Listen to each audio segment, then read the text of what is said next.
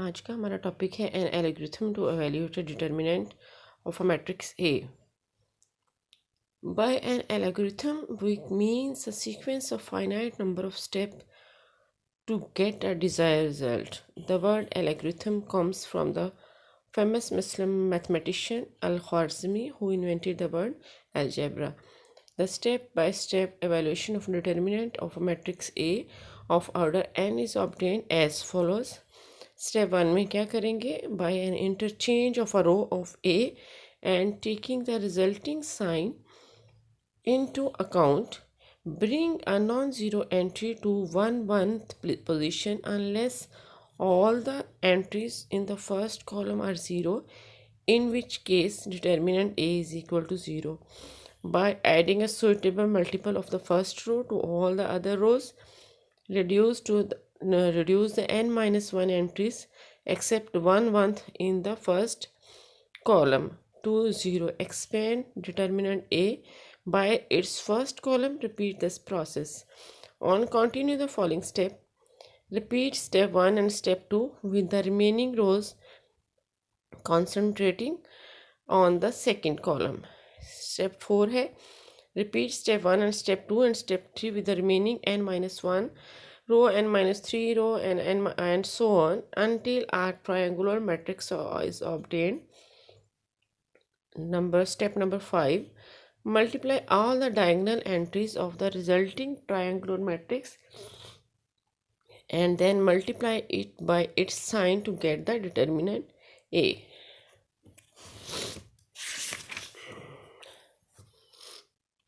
Example number 4 है, evaluate determinant A where A is in this form.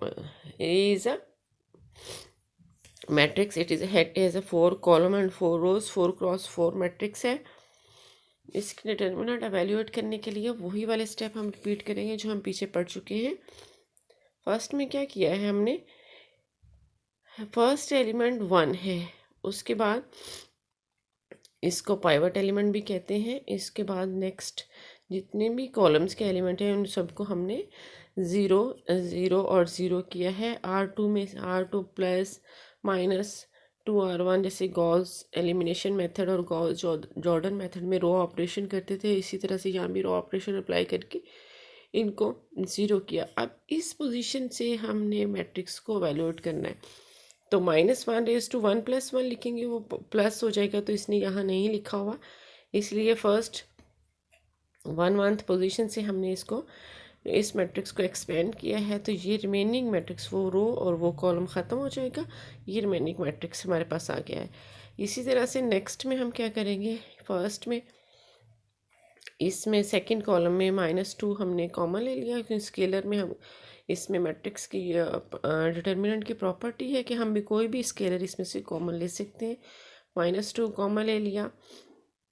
2 common लेने के बाद फिर वही है कि हमने फर्स्ट पोजीशन पे 1 एलिमेंट होना चाहिए 1/1 पोजीशन पे मैट्रिक्स की. उसके बाद फिर हमने रिमेनिंग एंट्रीज को 0 किया है और फिर हमने वही एलिमेंट के थ्रू इसको एक्सपेंड किया. अब ये क्या है, अब ये इसके डिटर्मिनेंट फाइंड आउट करना बहुत आसान है, आप लोग पहले भी करते रहे. इसको हम डिटर्मिनेंट को हम इजीली ऐसे भी सॉल्व कर सकते थे, लेकिन यहाँ से इसने -2 कॉमन लेके फिर उसको 1 किया और फिर फर्दर उसको 0 किया, अदरवाइज़ इसको ऐसे भी मल्टीप्लाई कर देते तो ये सॉल्व हो जाता है. तो ये हमारे पास इस डिटर्मिनेंट की वैल्यू 100 आ गई है. नेक्स्ट है एग्जांपल नंबर 5 है, late A and B be a matrices of order 6 such that determinant of A into B square is equal to 72 and determinant of A square B square is equal to 144.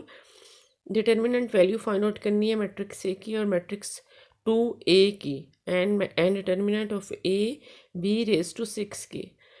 हमने determinant ए को ए के equal suppose कर लिया और determinant B हमारे पास B variable के equal हमने इसको सपोज करके इस तरह से ये हमारे पास इस तरह की इक्वेशन बनेगी. AB² इज़ इक्वल टू 72 और A² B² is equal to 144.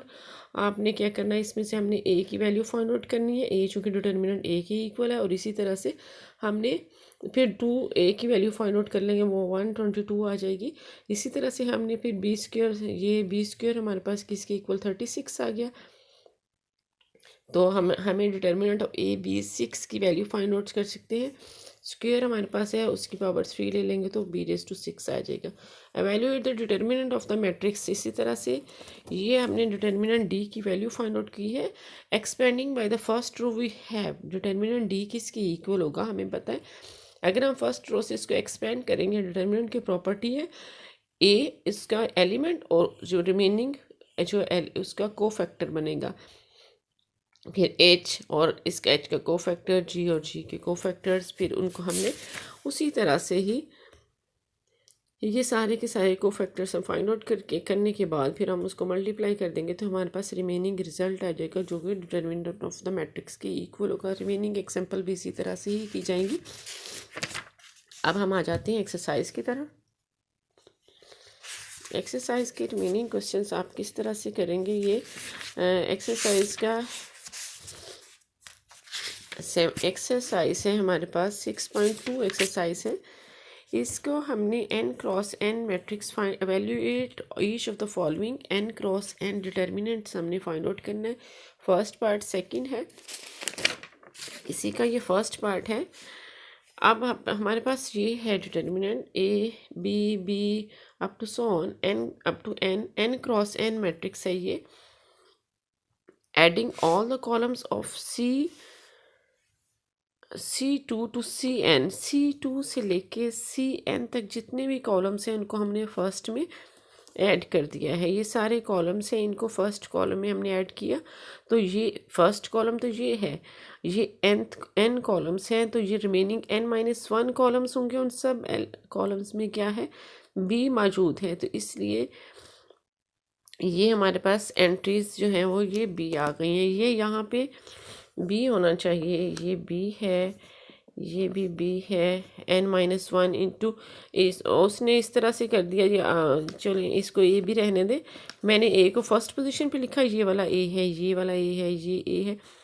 a को हमने फर्स्ट पोजीशन पे लिखा, बाकी इसमें b सारे b हैं। एक इस कॉलम का b और मीनिंग बाकी कॉलम्स के b हैं। ये वाला a जो है ना यहाँ पे लिखा गया है।